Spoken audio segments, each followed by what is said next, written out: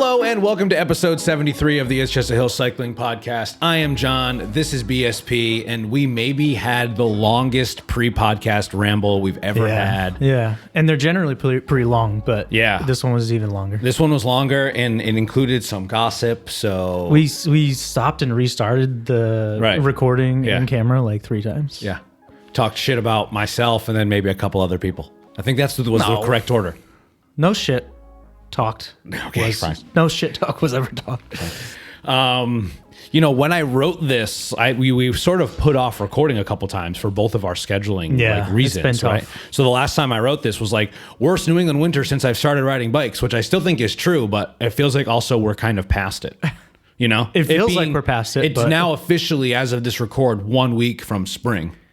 1 week? One week from spring. Winter Bike League is wrapping up this weekend. Cool. Spring is springing. 1 week till Nat Jog, which not prepared for. I feel like my fitness is good, but I have not ridden my gravel bike for reasons undetermined. We were just talking about parts unknown, so I wanted to try to say like reasons unknown, but I felt like it was too heavy-handed. No reservations. Yeah. Big Anthony Bourdain fans over here. Yeah, that's one of the things we were talking about ahead of time. Not talking shit about him. Really nothing to do with the episode, though. No. Have you done Nat Jog before? I can't remember. I've done Nat Jog twice before. I've ridden the course technically 3 times. So the first time I heard about it was me and Brian. Mm-hmm. Not to be confused with BSP. Right. Brian Cotty. Yes. We rode the course like the week after because like we heard about it like on the day it was happening, or like we heard about it because we saw people post it on Strava and we were like, oh, that sounds fun. And then we both happened to be like free in the next couple of days. Yeah. So we just parked somewhere in Thompson State Forest, like pretty close to the start, and did pretty much the loop. Yeah. And then the next year we rode it. Yeah. And then the year after that we rode it again. And then I took a year, maybe 2 years off, and now I'm doing it again. Wow, Harry really wants to be on. Was Nat Jog the ride that Brian and Jeremy had that kind of bad crash? Yes. Okay. All right. So the first year you guys rode the route but didn't ride it in the event. Correct. We just was that like 2021? Maybe. Yeah, probably 2021. That sounds right. And I rode a aluminum Crux, and I bet what was Brian on at the time? Maybe like his Niner gravel bike or something that he had. Brian. Yeah, I was saying that probably must have been. Let us know. Yeah. Maybe the Canyon. What was the bike that he rode through the puddle? Was that his first? I don't remember. What was the bike he rode through the puddle with Nate? I feel like that was the Canyon, but I don't remember. I think it was. I just remember the text, bye-bye bottom bracket or something like that. So funny. That's funny. Great video. That's funny. Brian Cotty, good guy. A guy in his pie. Great guy. Patronize his business, please. Yes. A guy in his pie. A guy in his pie. Go. New, bigger restaurant. If you don't already know, soon. I feel like most people probably already know, but Not in case you're a new watcher / listener. Yeah, a guy in his pie. Yeah. Moving into a bigger place. Moving into a bigger location. Dude, Brian's making moves right now. Making moves. Yeah. Good for him. Absolutely. Doesn't ride his bike anymore, so fuck you, Brian. Yeah, but I'm not really riding my bike too much either. Yeah, so fuck you too, guys. Anyone who doesn't ride your bike, fuck you. And this is when I give this little middle finger like that, that's because that's how little I care about you. Okay, none of that is true. I love you all so much, especially those of you that helped me start the club, no matter what. You know, at one point, a guy in his pie was like an official sponsor of the club and was on the jersey. I still consider them a sponsor. I wish I shared every single reel. It's great pizza. Yeah. Everyone should go. When I see it people, really is. Sometimes I see people argue about it on Facebook, and I hope Brian doesn't even look at comments because I take it personally, and I can't imagine what someone who's actually invested in it. Oh, gosh. You know? I get so mad. I don't think I'd be able to handle that. Yeah, okay, well, we can't talk about the nastiness of Facebook. I have a question for you. Yeah. Because we haven't recorded a podcast in a while together. Right. And now you also recently moved. I did. Moved homes, locations. I've been rehomed. To like a pretty, for Rhode Island, it's a pretty good distance away from where you moved. I mean, what, half hour, 45 minutes away? I crossed a whole county. Yeah. I skipped a county. I went from Washington County. Yeah, you skipped a whole county. I went to Washington County. Up to Providence County. Through Kent County to Providence County. Which I know it's Rhode Island still, but yeah. How are you enjoying being up here and doing your day-to-day riding up here versus South County? Great question. Thank you for asking. Let me pick up Harry again. Are you coming up? Harry's unsettled. Okay. He's unsettled. Thank you for asking. Riding is great. I see much less cyclists. I think I've mentioned that before, but you said maybe that's just because it's been the colder month, so I will chalk it up to that. That doesn't really bother me one way or the other. Do you like that? I don't care. I kind of like that. I want to see, honestly, it'd be great if I saw no one. No cars, no other cyclists. Yeah. I don't mind seeing another cyclist going the other way. I love to wave. Yeah. If you don't wave at every cyclist, come on. Back to that little middle finger. You got to wave. You got to wave. I don't care what they're riding. I don't care if they're riding a beach cruiser or like you or an e-bike or anything. Yeah, anything. Doesn't matter what they're riding. You're waving. Or even a runner. Scooter. Oh, I'm waving at a runner. Anything. I'm waving at a runner. Yeah. If there's a human not in a car, give a little Unless it's Brian. I wouldn't wave at Brian running. Brian and Jeremy running. I'm not waving at him. I'd give him that little middle. The mini middle. You coming up, Harry? And hopefully they realize it's us. I'm sure they would. Much hillier.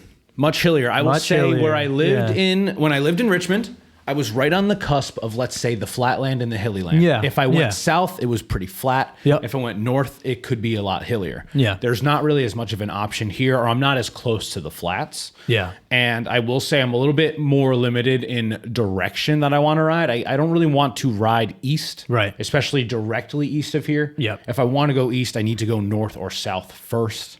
Yeah. But predominantly the riding that I've been doing has been out into Connecticut. I am a little bit closer to Connecticut than before, but like generally great riding around like the Natchog area of like Thompson. And I've hit some new roads. I've gone up into like, southern Massachusetts a couple times.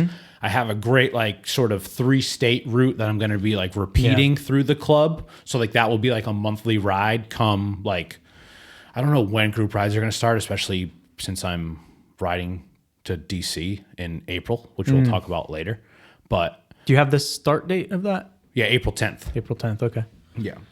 And so I'll be back by 420 to celebrate here in Rhode Island, of course. But the ride is from the 10th through the 14th. And then Jocelyn and I will stay there through the 17th, and then we come back. Cool. So group rides definitely after that. I mean, there's going to be more, right? Winter Bike League is happening, and like there's other things. But that being said, good riding out here. A lot more hills, which is nice. Somewhat less options. It just feels like the roads are like less densely populated. Yeah, but I think so. In general, outside of cycling, right? Because cycling, it's pie day, so cycling is just a piece of the pie. We're just like closer to civilization. It feels like Richmond Town Center was close, but did not have much. Yeah. Situate Town Center doesn't have much, but like Johnston is right around the corner. Right. Providence is much closer. Unfortunately for my wife, it is further away from work for Jocelyn. Yeah. But everything would have been further away for work, Yeah. And that's okay. Like it's like a non-issue, and it has been working out. Well, that's good. Yeah, it's because I was definitely. I know that's one of the probably few downsides it's of not here a downside, my friend. Is that your wife has there's absolutely no negativity to it. If we really want to get into like the interpersonal relationship between me and my wife, it has helped us in our relationship because it allows Jocelyn time to decompress and think about the things that happened to her at work, dealing with fourth graders basically yabbering at her all day, you know what I mean? Because that is a truly like hard job as a teacher and a commendable job that does not get paid enough. Absolutely. And so what happens is, and this is not me like talking shit about my wife, this is something that we've talked about. It allows her to process those things and then share them with me in a way that is more reserved and more, less like coming in the door with the energy of a fourth grade classroom. You know what I mean? Because that's what would happen. She'd literally walk through the woods from school to the house and be like, you'll never believe, right? You know what I mean? And now it's like, oh, today was tough. Why was it tough? And then we talk about it, and it's like, gives her an opportunity to like listen to audiobooks and stuff. But, all right, I know I said cycling was only a piece of the pie, but this is a cycling podcast. Yeah. I mean, thank you for asking. I didn't outright ask you. No, that's okay. Talk about your relationship, but I commend you for interestingly enough being open about that. You're not the only person that, and this is not a dig on you, but most people are like, yeah, but it's further for Jocelyn. Most people have that reaction, and I'm like, yes, everything would have been further. We lived next door. True. We also everything would have been further. Anything would have been further. Also, we have rented our entire lives. I'm fucking middle-aged, man. I'm 36 years old. I've rented my whole life. This opportunity to own this home is a life-changing opportunity. Yeah. So to balance that with a commute that also allows us to communicate in a better way, there's no negative. There's literally no negative. We've only found the positive in it. Yeah. So it's more gas, but that's why we have a Prius. And that's what Jocelyn drives to work. And it's not a Tesla, because fuck Tesla.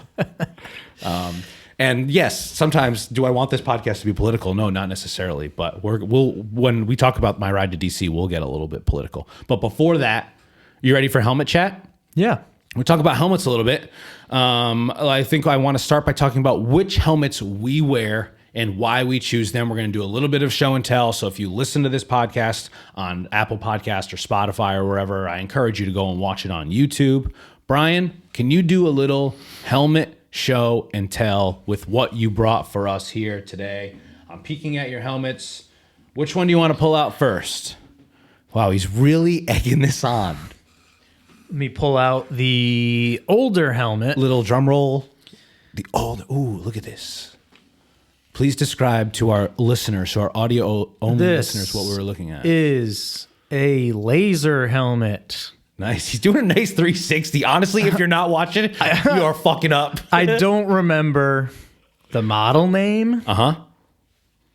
I added some It's Just a Hill stickers to it. Yeah, there's multiple It's Just a Hill stickers. It looks great. You need more? You need more stickers? Remind me before you go if you need more stickers. Yeah, I could take more stickers. Great. This one I initially got because I liked the way that the other laser helmets looked. Yes. But this one was more affordable at the time. I got this one pretty early into cycling. I think I probably bought it sometime in 2020. Yep. I rarely wear it anymore. I never got in a crash with it. It never really hit anything. Yep. I did have to clean it kind of a lot because it's white, obviously. I like cleaning my helmet. But I didn't really like the way I looked in it. I went with this option versus the other ones. I'm forgetting the model names now, but I remember you had one for a while. I think it might have been orange. Yeah, there it is. I have one right here. I liked the look of that one more. This one was a significantly cheaper version. Correct. Probably by about $80 to $100, if I'm not mistaken. Yeah. This helmet these days is probably, this is the laser. Fuck, what the fuck is it? I used to know it. Exactly. Hopefully someone is yelling while they're listening. I'll look it up in a second. This helmet is probably like $300 these days. You know, yeah, that's not how much I bought it for, but still, I'm looking them up. But yeah, tell us about this one. Why don't you wear it anymore? You didn't like the way it fit on your head. No, I don't. It's comfortable enough for me. I actually really like the back pieces here. Yep. Because sometimes with does this have the same thing? Yeah, it does, roughly. Yeah, but the enclosure thing is on the top. The enclosure piece is on the top because it doesn't have the boa or tightening factor down here, because sometimes I have kind of a small head, and that enclosing, crank or boa, some of my boa. Yeah. Sometimes it goes too far down on my neck. So when I'm on the bike and my head is up because I have to see, it digs into my neck. So this one was actually very comfortable for me in that regard. And then the one that I got next. This is the Z1, by the way. This is the Laser Z1. They don't carry that one. They don't carry that one anymore, so I can't tell you what it's called. Yeah, I believe that. So actually, I had gotten another Oakley helmet in between, but then this is a more updated Oakley. This is from like a year or two ago. Yep. Should we shout? This is is it Aero? Where did you get it? Aero 1. I bought this directly from the Oakley store. In Providence. Shout out to Nick at the Oakley store in Providence. I really like this helmet because it kind of has the general shape and geometry of the POC helmets. I was going to say it reminds me of a POC Omni. Yes, and I really liked the POC Omnis for a very long time. Yep. Some of our friends have them. And a bunch of people have them. I like the way they look, but on my head, Brian used to I run did not one. like it. Adam had one. Yeah. And I've said this publicly. This might sound like I'm shaming some of you. Some people, it looks great on. Nielsen Palace makes a POC helmet look great. Some people, it makes you look like Toad from Mario.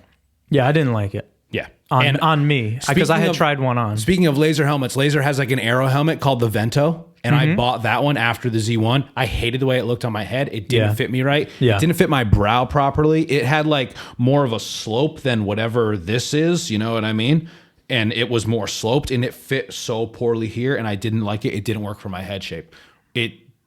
So that is, I think that's a good note. Is like, it might be a cool looking helmet. You might think you want to rock it. It might have the best aero benefits, but if it doesn't fit your head, A, aesthetically, it might be a problem, and B, it might just like not be protecting you properly, which is, you know, obviously more important than aesthetics. Yeah. But this is the helmet that you wear now. This is the helmet that I currently wear. I added these decals, obviously, that have I love the customization. Says BSP. That have my initials on it. Some nice actually, orcas. technically not my initials, but yeah, I guess. But we're not. I forgot about the orcas. I got There's the little a couple orcas on the back. Orcas on the back. I don't know if you can see that. Some nice retroflective. But another significant reason why I have this helmet is because of my friend Nick, and helped me out with pricing. Yeah, that's great. So, thank you, Nick. Yeah, thank you, Nick. Thank you, Oakley. But I also really like it. Yeah, I think it's a great helmet. I think it's you're nice. not going to be able to see it on this, but for this small section here, it's like a flat black, and then the rest of it up here, which like is shiny black, is actually like a has like an iridescent sparkle inside it. You really can only see it in the sunlight. Okay, because this is probably no one's ever even noticed that, but I like that. Now I will say that seems like a nice touch because it's going to help with visibility. Because I do, and I've come around to this more recently, but black helmets hard to see. Hard for other people to see. Yeah. And that's why I wear a white helmet these days, for that reason. Yeah. Specifically. And for heat management, but more for visibility. I have gone from someone that wore all black kit all the time, like within the last 12 months, to someone that now has multiple flashing lights and wears bright colors. Because I do not trust people in cars. I see way too many people looking at their fucking phones. And it's like, I'm trying really hard to make eye contact, even through my like glasses that you can't necessarily see me through. But I'm really trying hard to like engage with every single driver that's crossing my path or about to cross my path. And wearing a white helmet, I think, helps. Everything helps. Yeah. And I know that you aren't going to care that I feel this way necessarily, or I shouldn't put words in your mouth or your brain, but okay, yeah. Well, I'm very glad. I'm very glad that you wear more colors and high vis things and have lights on your bike, because I know like you and a lot of our other friends likes to wear like all black and everything. And while I agree it looks awesome, it looks cool. I'm always worried about you. Yeah.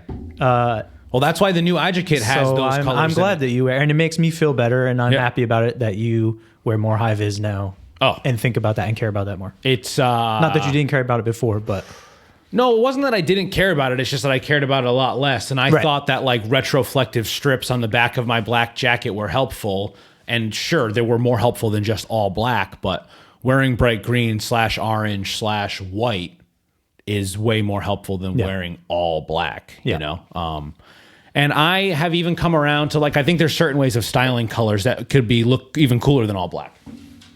You know, even though all black does look sleek. I saw someone wearing all black yesterday. They rode by me, and I was like, oh, they are a sleek looking rider. You know, whoever you were riding on Trimtown Road on Thursday, March 13th, I didn't recognize you. Your bike was a Specialized. You maybe you had like a hydro pack on or something. Was it black? Yeah. This person was wearing all black, but they seemed young, like our age. Whereas most cyclists that you see, I would say, are older than us. Right? Let me ask you this. Yeah. Did they wave? Yeah. We waved at each other. I think they were surprised by my wave because I was kind of hammering. So I like clocked them, but kept my head down. But then when it was the appropriate distance to, like, I saw them a good amount away. So I clocked them and kept my head down and was kind of hammering. And then as soon as it was at the right time, I was like, and then I went back down. But they were kind of like, I think they were expecting me not to wave because I looked like a hardo. They were probably already seeing you and being like, this guy, he's not going to wave. Yeah, look at this guy and his fucking orange and his big old And then you popped your head up and smiled and gave the peace sign. Yeah, exactly. And I went right back to it. Yeah. I'm just trying to efficiently wave. Yeah. breaking stereotypes. Yeah, exactly. People people who wear helmets like this. I've been walking my dog in like camo pants and like a bright orange high vis hat. Yep. And I feel like people probably are thinking negative things about me. Yeah. Like that's kind either of in like fashion. That's a cool look. Walking by me or driving, but then I'll like actually make eye contact and like wave and say like hi, how are you? Yeah. And then they smile back and it's like a nice interaction. Yeah, you're breaking stereotypes that way. So, just doing God's work. Yeah, exactly. Trek Velocis, that's the helmet that I wear. I hate that laugh I just did, by the way. Sorry. Well, you can edit it out if you want, but I wish you didn't. No, I'll leave it. This is the helmet that I wear, the white helmet that I was talking about. Got it from MBX, Velocis, MIPS. We should mention that all of these helmets that we've mentioned so far. This is a Trek helmet. This is a Trek helmet, yeah. We've all of these helmets have MIPS. Yeah. Which, for those of you who don't know, MIPS is the design inside a helmet that allows this to move on your head so that it mitigates the impact from when a collision happens. Or it's so what would you call that? Like an inner it's like an inner layer almost of like an inner webbing in a sense that is what is the piece that's in contact with your head. So it doesn't have to do with generally like rotational or angular hit. Correct. So it adds an extra level of like impact resistance because you get a little bit of play. Right. So not only so it's not as stark of a hit, you get a little bit of a rotation. Right. So not only is the foam made to protect you in a collision, but that also it takes that kinetic energy and like sort of redistributes it. Yeah. Right? Did I say that right? I don't think I said it right, but you know the word. I spelled it right in my head. I just said it wrong. Redistributes it. Thank you. I was saying it like aluminium. Yeah. I was saying you could do it either way. Who cares? Okay. Thanks. It takes that kinetic energy and adds that extra little bit of play that gets rid of it. It mitigates the impact that much more. I really love this helmet. It's really fucking small. It's really light, and it is great airflow. It's not aerodynamic by any means. I'm not doing triathlons. I'm hardly even racing. I much prefer the air vents in a helmet, especially as a bald man that wears a cycling cap or like a head sweat all the time because I don't want to get a sunburn on top of my precious head. Yeah. I'm always wearing a cap. Yeah.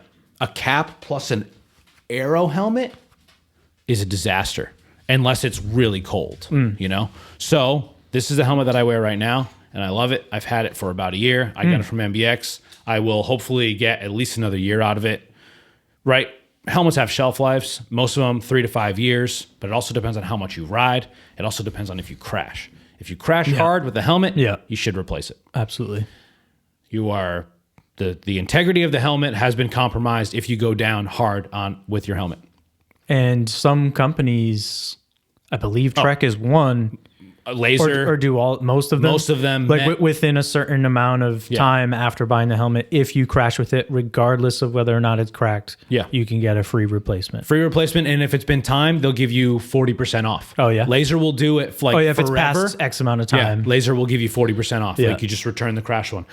They also want to see what a helmet does when it crashes, right? I mean, they obviously do tests, but they want to see what that helmet looks like, so it's a benefit to both. That's great. So I do really like this helmet. But like I said, hopefully I get a whole nother year out of it. Hopefully I'm not buying a new helmet this year. I showed you the orange one. I wear that one on gravel mostly, especially in the time of year that we need 500 square inches of gravel.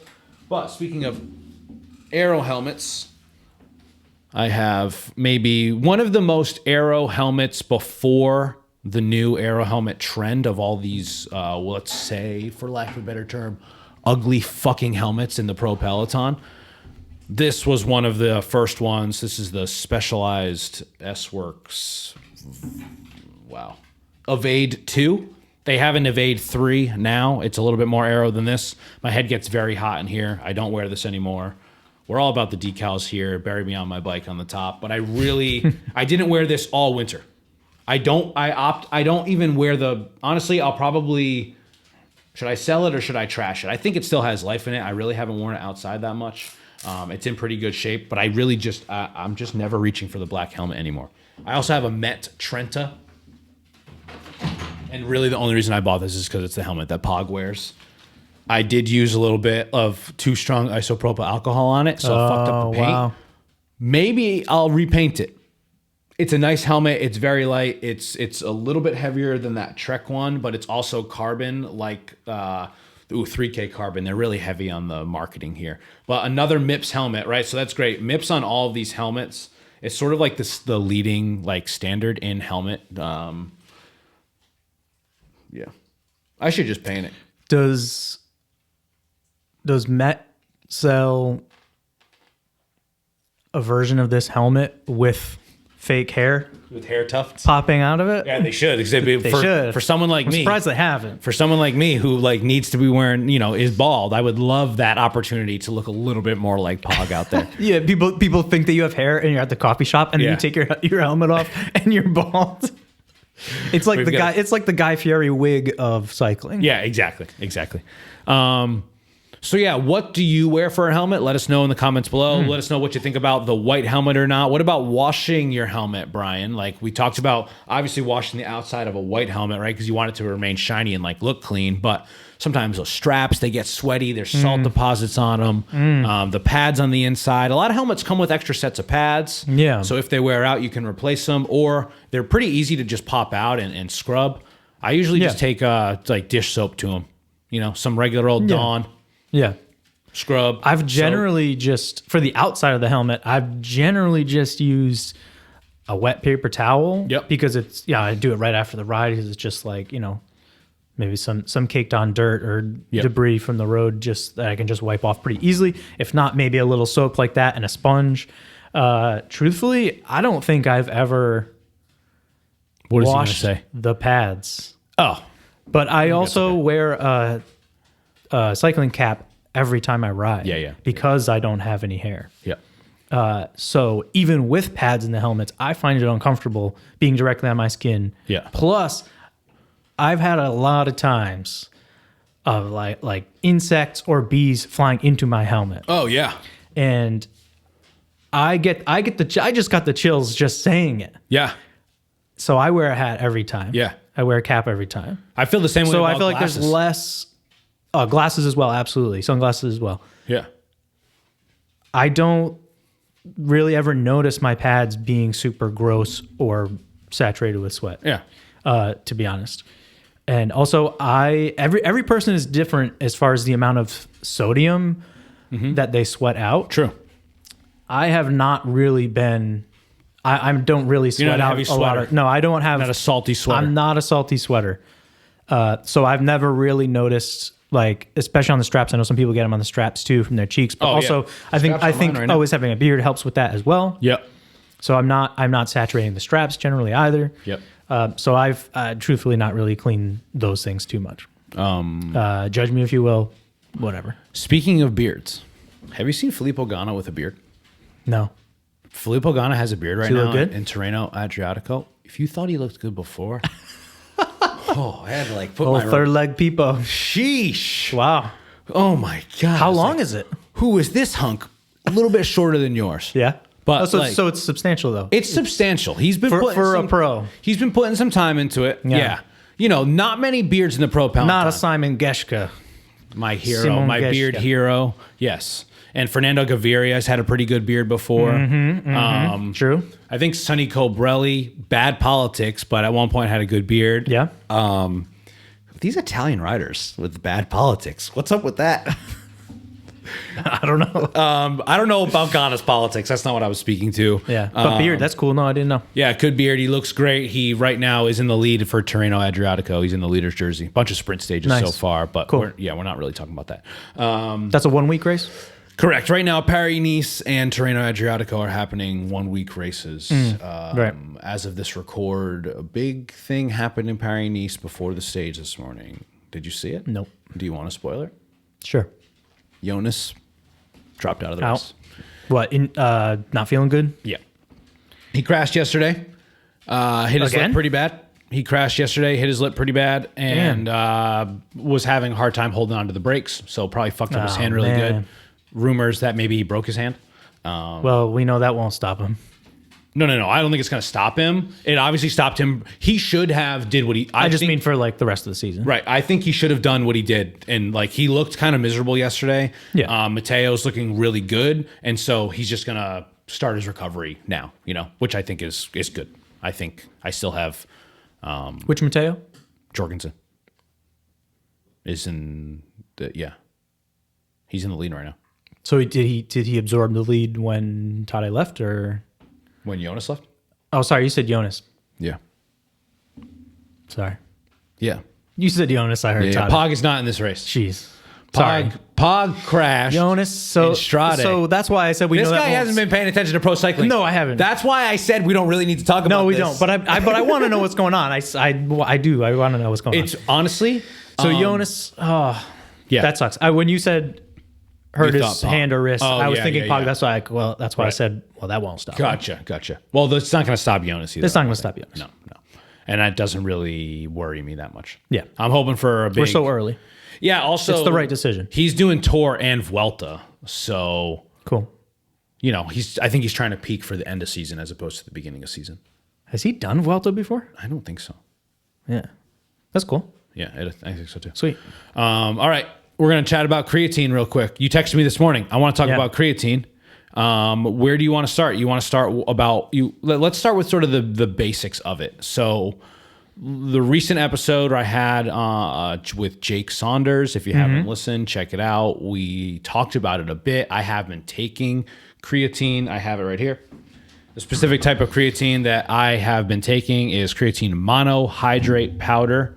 So we'll talk about the specifics of that in just a bit. But for those of you who don't know, and I think for myself included, what I knew about creatine were guys that I hung out with in high school and early college used to take it because that's when they discovered going to the gym all the time and lifting weights. I was not one of those people. I listened to emo music, and those people lifted weights, and for some reason we were friends, but I wasn't one of those weightlifters, and that was okay. But for those of you who don't know, it's much more than just something your friends in high school take because they want to impress girls with their big arms. That's what I thought of it then. It is a naturally occurring compound. What did you take creatine in high school? No. Were you weren't like a weightlifter? No. Yeah. I was. I know we went to high school together for 1 year, but I was pretty much the same. The same as you. Yeah, I know. We were the same person. Yeah, we're the same. A naturally occurring compound stored in muscles and the brain, helping produce energy, also known as ATP. So this supplementing it increases your ATP availability, which, as studies show, it benefits both physical and mental performances. So I will say, creatine monohydrate is the most researched supplement on planet Earth. Full stop. More studies have not been done on anything. Studies have not been done on anything more than they've been done on creatine monohydrate. I don't know how that compares to other types of creatine. We can talk about other types of creatine in a little bit. Most things, I think people don't think about this as something for cyclists or for endurance athletes, right? So it does improve your recovery. It helps replenish those energy stores after hard rides. It will boost your power output, mostly in like sprints, like quick, short bursts of effort, like up at the end of climbs or something if you're really trying to push. And yes, it has been associated with like water weight, but it pulls water into the muscle cells, which can aid endurance and aids that increasing of ATP towards your muscles. I know that there's a lot of feedback on people thinking that it gives bloat. It doesn't necessarily give bloat. There are sort of gastrointestinal things that we will talk about too, but it is a way of storing more water in your muscles to give those muscles more energy. And with that, there is increased weight. Now, I will say, as someone that's been taking it for about 9 months, when my diet is consistent, I have no problem losing weight. I've been pretty damn good about that the last 2 weeks, and I'm pretty proud of that. And I've been taking creatine regularly, and it's not like affecting it in a way. But the way that I take creatine is I take 5 grams daily. I didn't do any sort of like boosting or whatever it's called. A loading phase. Loading phase. Yeah, thank you. So there are also cognitive benefits. Sharper thinking and focus. This is all backed by all of these studies that I was telling you about. So like I don't have specific studies, but because this has been studied so much, It's been studied on endurance athletes, powerlifting athletes, and they're sharper thinking and focus. It helps maintain clarity, they say, during like long rides, especially, you know, like you're fatigued, you're at the end of a long ride, it's going to help you maintain clarity. And it says potential neuroprotection. So there's early research that suggests it could help with brain aging and concussion recovery. It is really good cognitive benefits, right? So it's not just about what I thought it was about, which was like putting on muscle, right? What has been your experience with it in the past? Have you used it before? You have been using it recently, or? I never used it. Yeah, okay. Because I always thought of it as just like the only benefits of it were that I knew about were to build muscle. Right. And that it, you know, made you retain water in your muscles. Right. And helped you look bigger and helped you build more muscle. Right. I think that was never really a concern in my life. Yeah. Same. And I only really got into weightlifting in 2021. And I was pretty steady with it for about 2.5 years and was really enjoying it. With not creatine. But not taking creatine. Right. Never took it. Right. And then it's sort of come up again because not because I've been lifting again, which I have been the past 2 or 3 months, but because you and a couple other people that I know have just coincidentally brought it up to me. Yeah. And talking about not just the muscular benefits of it, but brain benefits of it, mental benefits. So that's what really piqued my interest. So I started looking into it and decided I'm going to try it out. Yep. The first one that I tried was not a monohydrate. It was the hydrochloride, HCl. Gotcha. The one that I tried was the Beyond Raw Chemistry Labs creatine HCl. Okay. First time in my life ever taking it, taking any type of creatine. Yep. I was lifting actively in the weeks that I tried it, and I was taking it every day. I was taking 1 serving. For that serving size is 2 grams. Okay. But for now this brings us into the differences between HCl and monohydrate, right?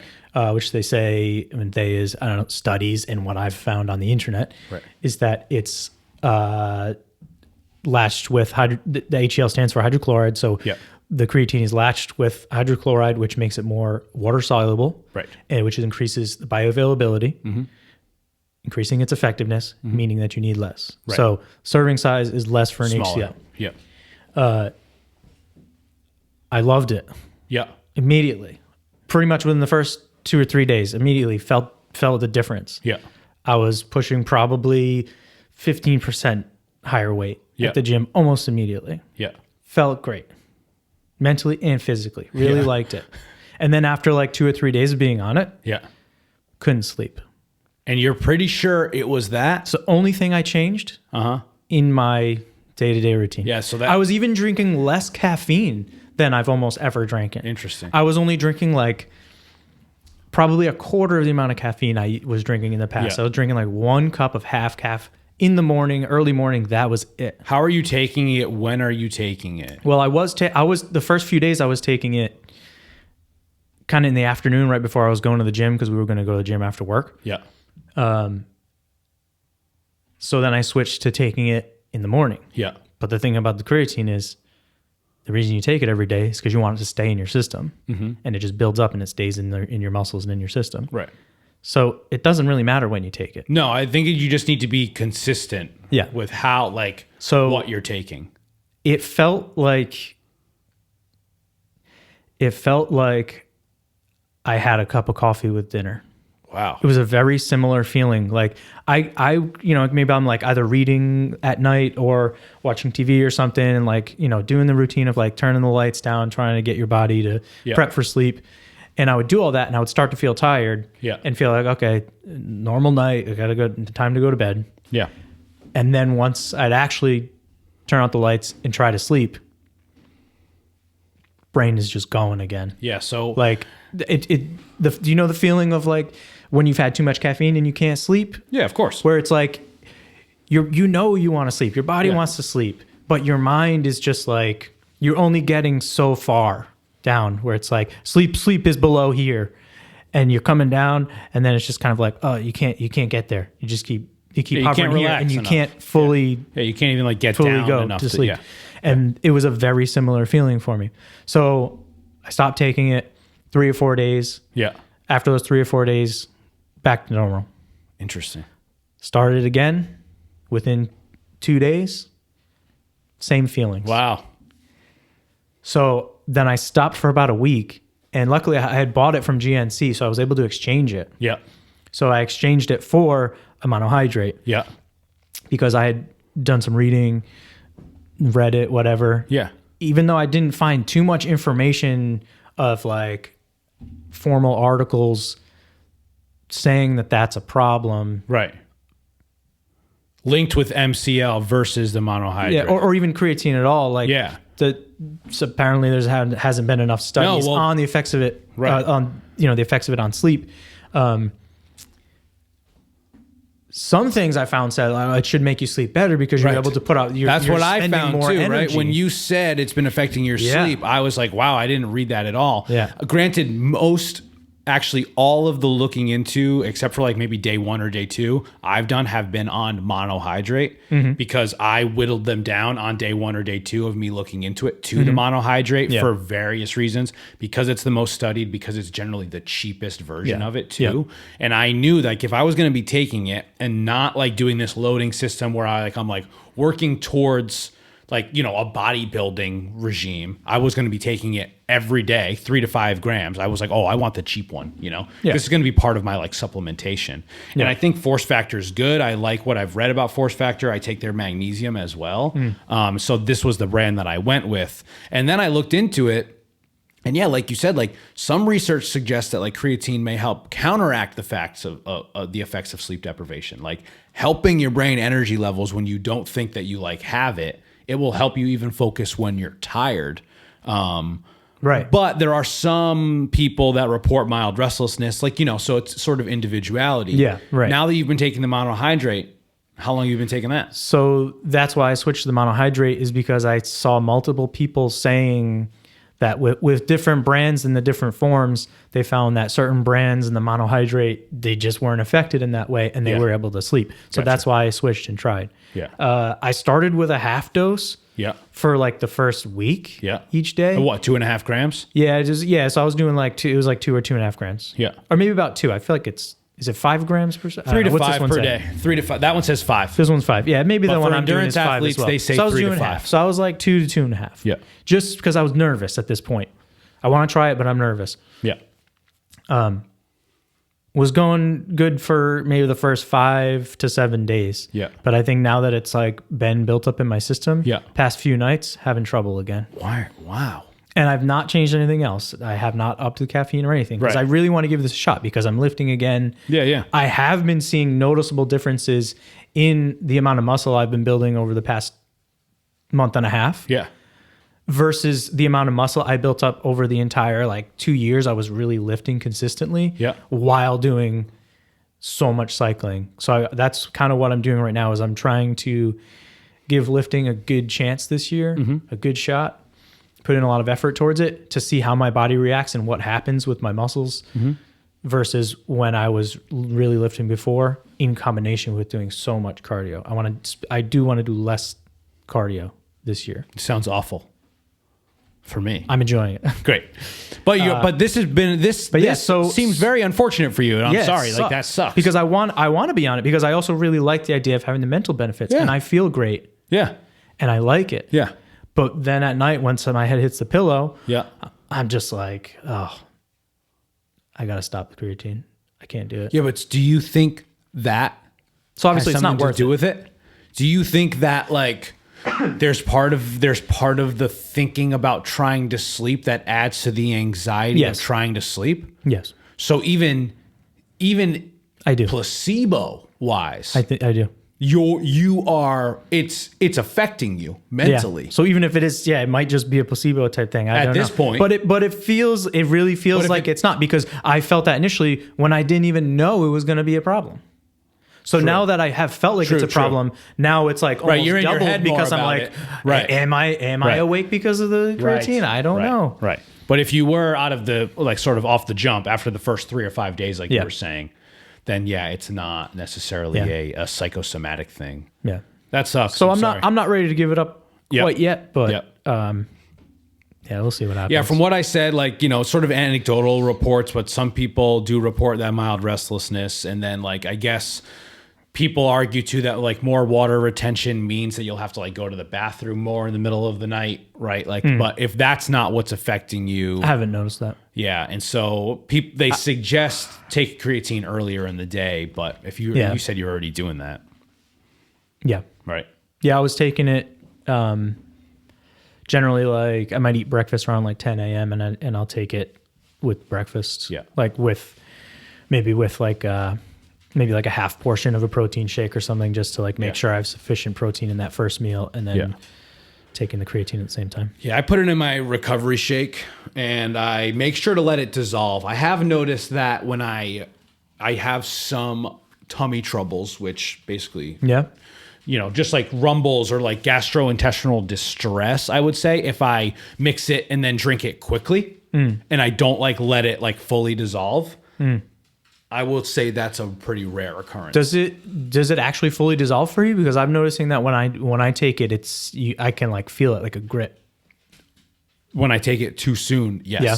So if you let it sit and shake it for a while, even if I let it sit in like some warm tea, most of the time I put it in my recovery shake, and 90% of the time my recovery shake I've prepped it the night before, the morning of. I know I'm gonna drink a recovery shake, say 5 days of the week. So part of my whenever I'm getting ready in the kitchen, I just make one.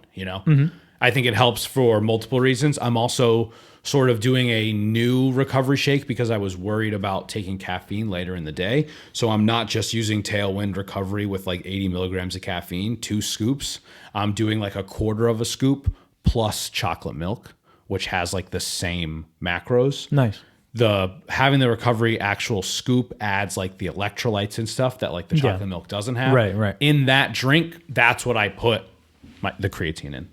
Right now, that's already mixed, and I won't be done riding as of this record for like 4 hours or whatever, you know what I mean? So like it'll have been plenty of time to dissolve. Yeah. I'll give it a nice little shake before. Oh, cool. But I won't experience any grit then. Even if I put it in warm tea, like really hot tea, and let the tea sit because it's fucking hot for 10 minutes, then I still don't notice it.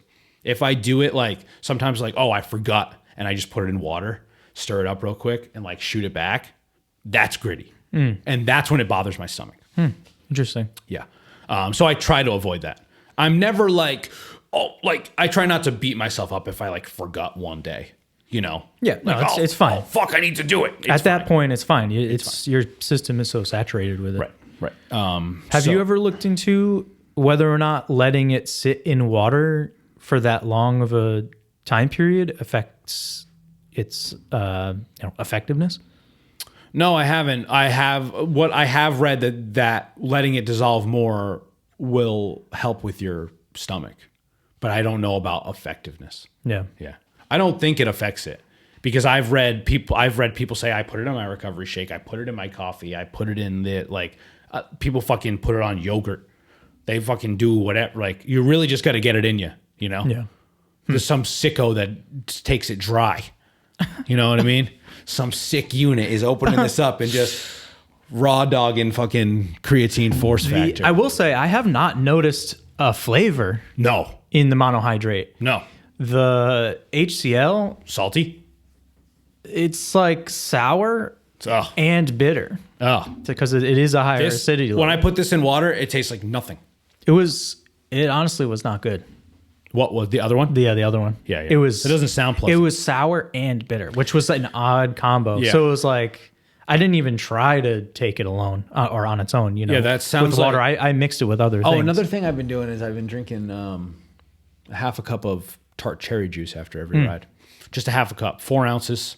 It's like 60 calories, but it has those antioxidants. Yeah. Nice. And sometimes I take that, which is sour, and I mix it with like a packet of Element, like citrus, basically electrolyte packet, you know, I'll put that in a big thing of water, like 20 ounces of water that has 4 ounces of tart cherry and like that packet. And that is sweet and sour. And that is kind of like a lot sometimes, you know, and like I'll take a few sips Sounds and like good, continue to water it down, and it's good. Yeah, it's good. Because that 4 ounce like shot of tart cherry juice right after a ride sometimes is like, you know what I mean? So just like sort of watering it down and putting it like in an electrolyte mix. Yeah. I'm all about those electrolyte mixes. You know, not a lot, but sometimes like right first thing when I wake up, if I'm going to have a big ride, or if I know I've been working a ton, my hydration is pretty bad when I like am in a studio for 10 hours a day. Yeah. For multiple reasons. It's just way worse than when I'm at home. And so that sort of affects me a lot. So then I'll be like, okay. And I really like those element packs. I think they're pretty reasonably priced. And you can get like 30 of them at a time or something for like, I think they're less than $1. Nice. $24 for 30 of them maybe. Cool. But yeah. Yeah, so anyway, that's what's going on with me and creatine. All right. Well, it's been pretty damn good for me. You know, I feel stronger. I feel more on top of things, like in general. I feel more on top of things with work. Like, so the cognitive boost, hopefully, is Nice. there. Like, I just feel more like motivated to do It's Just a Hill stuff and like, you know, sit down and think about things as someone that like sort of struggles with focusing a lot of the time. You know, I could have a million things on my plate and sort of even be like productive doing a bunch of different things. But like the ability to focus, I think, is like, you know, gets things done in a much more efficient way. Yeah. Especially for me, that like, I'm distracted by my phone, and then I'm like podcast, and then I'm like looking at a text, and then I'm like, Yeah. oh, GoPro, you know what I mean? Like it's like fucking, it's a lot of times, you know? Yeah. This helps me to like sit down and like organize things in a way, and like problem solving at work feels better. I feel better about scheduling things at work. That's a big part of my job, is like, you know, scheduling and making things like move smoothly. I've been better about editing vlogs and stuff. I've been better about a lot of things. So, you know, I feel pretty good about it. It is relatively cheap. It's not the only supplement that I take. It's not, you know, it's not a wonder drug, right? I think that's another thing like that is sort of, I noted here. It doesn't cure everything. And it's not like, if you had to choose one supplement, do you choose creatine? I don't know. But as a supplement, you know, something that's supplemental to a healthy diet and exercise, right? It's not just going to fucking solve all your problems. But if you're not too concerned about putting on a little bit of extra water weight, I think it's good. And you put on less water weight when you don't do that whole, like, what is it called again? Boosting? Preloading? Loading. Why can't I think of what that word is? Got to take more creatine. Fuck. Yeah, you're not sharp enough, dude. Not sharp enough. I thought I was getting Triple a lot that smarter. dose. Oh, imagine that. It's so fine. This one's pretty full. I just got it. Just re-upped. I think this is the third one that I've gotten it too. Dry? Oh my God. It's 60 servings. So that's 2 months in this. It's like... Yeah, so you've been on it for a little while now. Yeah, I've taken 3. So I've been on it. Yeah, I think You've this is gone the on third. to like your 5th month. Yeah. No, longer than that.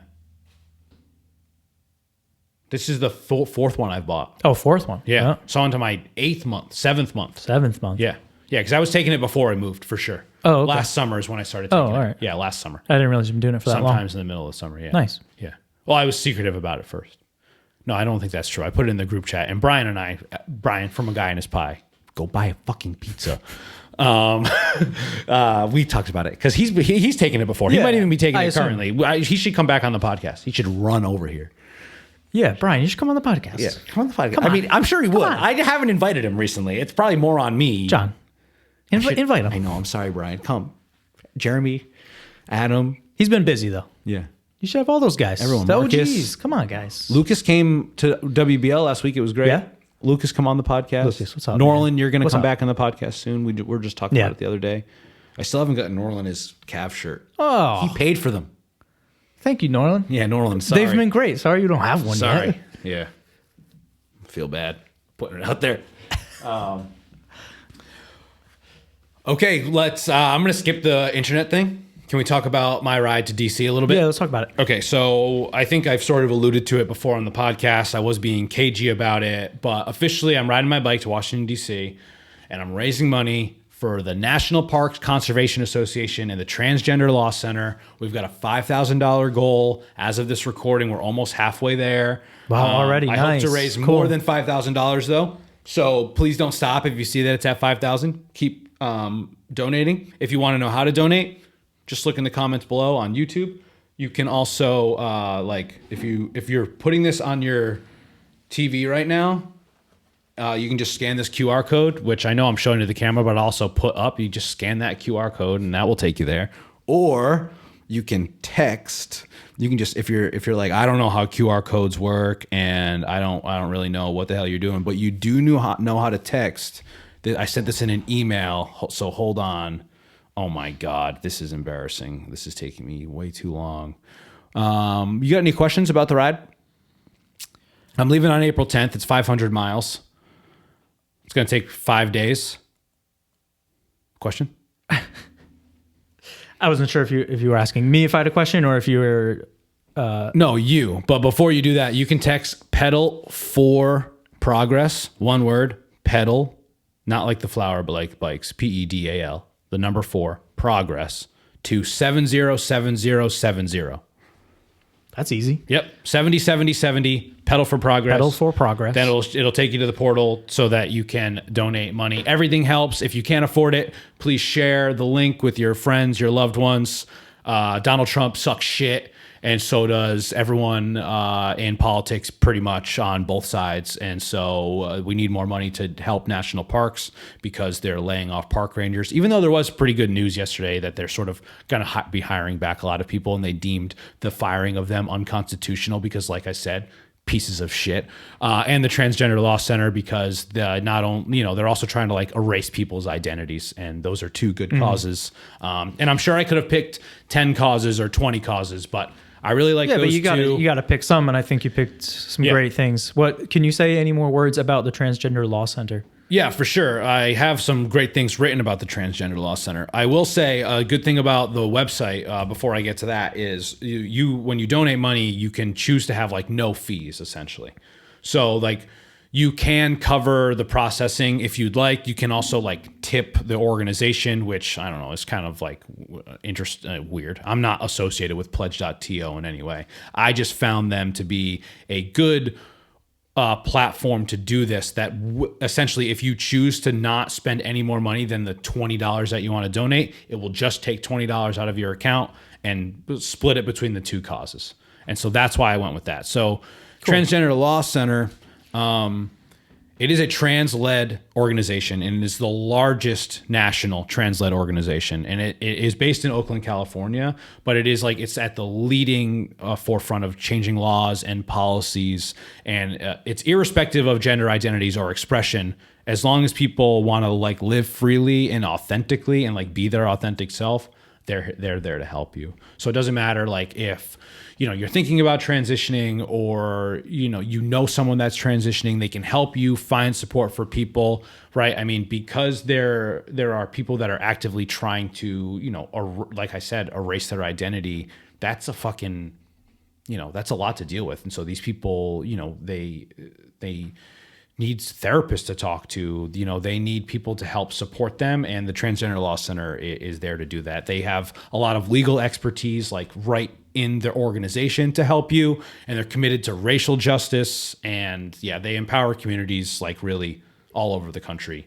And yeah, there's just too many vulnerable parks and like LGBTQ plus like risks out there these days that like as someone that fucking rides their bike all the time, I often am like, why do I ride my bike so much? Especially because I don't really like race that much, even though I won't shut up about NatChog sometimes. I really don't race my bike that much, but I do understand the therapeutic benefits of riding my bike and like how it helps me. And if I can actually like, do something, this is that. And I hope this honestly like sparks not only other people to like want to, protest more or like speak out more or just like be more involved in politics, because honestly, the Democrats don't fucking care about you. The Republicans don't fucking care about you. This is a goddamn class war happening in this country. And it's not about like us individuals versus each other. It's about like us versus them, because there are like billionaires in charge. And I hope this sparks me to be more involved in political activism, let's say. Not necessarily politics, because that seems awful, but some sort of like political activism. We know that sometimes I don't shut up and I can be boisterous, and why not help people who deserve to be helped, So yeah, please help donate. Please help, please donate, please share. Like I said, there's like 40 donors so far. So thank you all so much. Raised by 42 people right now, $2,430. Wow, nice. Raised by 42 people. So yeah, every day donations have come in. It's been about a week, and the donation page will be open through the end of the ride. Through the end of the ride. Yeah. I'll be carrying my camera with me, and I'll be, sort of posting on It's Just a Hill, social media, Instagram and YouTube, and we'll be doing like a full video. And right now, I think I have 2 people joining me. I'm going to bury the lead a little bit. Antonio Martinez is going to join me, and I believe my dad is going to come too, and is going to ride the whole thing. Nice. So there should be 3 of us, and we're going to do that together. And yeah, riding to DC. I'm going to flip off the White House, visit the Smithsonian. But wow, legitimately $50 was just donated as we sit here. Just ticked in, raised by 43 people now. That's awesome. Yeah. Well, I think it's amazing that you're doing that. I commend you. Thanks for the idea and actually doing this and choosing great causes. Thanks to donate to. Yeah, because I was just going to ride there, and sort of as a joke, named the first route "Storming the Capitol." Because some trash people actually did storm the Capitol, and this was like, and I was like, well, how can this be an actual protest? You know what I mean? Like of what's going on. And then I said, oh, I'll just go and I'll flip off the White House. But then I was like, no, let's put some actual meaning behind it, which is nice. It's good. And, there have been a lot of people like you that have been like very supportive, and, it's been great. And I was interviewed by Motif Magazine, so it should be in there. And hopefully there's a lot of different ways to like extend the donation page so that more and more people donate, really. So like, please share it. You can go on Instagram. I have videos about it. You can share those, and people will have like the link and everything. The links are there. The link is below here on YouTube. And yeah, I hope to regret having a low goal of $5,000. That's what I hope. Yeah, looking forward to it, and it's gonna be great. Yeah, the route is almost done. First day is pretty locked in. 120 miles on day 1. Get the big stuff done with. Nice. Every day is less after that. Cool. Yeah, that's the idea. That's going to be fun. Yeah, I hope so. And obviously an adventure too, right? Like I've always wanted to do these long, good big adventure. rides. But yeah, that's what it's all about. Yeah. All right, you got anything you want to say before we get out of here? Nope. All right, well, thank you to you, of course. Thank you. Podcasting partner in crime, editing. You even hit record on this one on the audio side. I'm doing more work than ever. So this is like producing, engineering, all of the above. Oh wow, does that give me that credit? Yeah, engineering for sure. You you went in there and you were like, let me check the levels. That's engineering. I suppose I do that every time. And producing. Yeah. Yeah. And talking. Cool. Hosting. Yeah. Yeah. You're a multi-hyphenate. Resume builder right here. You're a multi-hyphenate. Last Winter Bike League. Thank you. Last Winter Bike League is tomorrow, so this probably isn't out by then, but thanks to everyone who came. Regular IJAH rides will be posted soon, and I'm going to be a little bit more regular about routes and stuff, but we don't need to talk about that now. Join us on Strava. You can find It's Just a Hill there. Check out our sponsors, NBX, the official bike shop of It's Just a Hill, and Rotation Engineering. There's a WhatsApp chat. There's our Discord where we talk about pro cycling that Brian obviously isn't in because he doesn't even know Filippo Ganna has a fucking beard. No. Look. Sorry. Beard. Ganna, beard. I'm gonna get back into it. Like and subscribe to this video. Watch on YouTube. Give us a rating on your podcasting platform. Share it with your bike friends. Most importantly, pedal for progress. Please donate. Here's the QR code again on the screen. You can just scan that with your phone if you're watching on YouTube. Pedal for progress to 707070 if you want to text. That makes it feel really legitimate. The QR code and the texting makes it feel like it's like a real thing. You know what I mean? Yeah, it is a real thing. It is a real thing. Thank you. I know. I often question every decision in my life, so it's nice of you to say that and be reassuring. It is a real thing. Absolutely. I'm a real boy. Thanks. Do you like Pinocchio? All right. Thanks. Bye.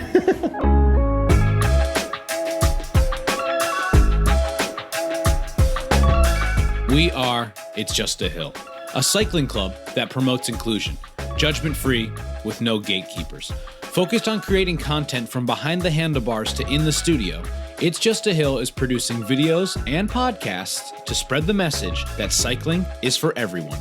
We are focused on reminding everyone that riding your bike can help you overcome any obstacle, because after all, it's just a hill. Decaf left, regular right. Decaf left, regular right. It's very challenging work.